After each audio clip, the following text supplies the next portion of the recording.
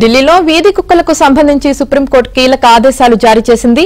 ఢిల్లీ వీధుల్లో ఒక్క కుక్క కూడా ఉండకూడదని, ఢిల్లీ ఎన్సీఆర్లలోని అన్ని వీధి కుక్కలను షెల్టర్లకు తరలించాలని అధికారులకు ఆదేశించింది. వీధుల్లో కుక్కల బెడద, కుక్క కాటు, రేబీస్ వంటి కారణాల వల్ల మరణాలు పెరుగుతుండటం పట్ల ఆందోళన వ్యక్తం చేసిన సుప్రీం ఈ ఆదేశాలు జారీ చేసింది. 8 వారాల్లోపు అన్ని వీధి కుక్కలను షెల్టర్లకు తరలించాలని చెప్పింది. ఈ చర్యలకు అడ్డుకోవడానికి ఏవైనా సంస్థలు ప్రయత్నిస్తే కఠిన చర్యలు ఎదుర్కోవాల్సి వస్తుందని హెచ్చరించింది.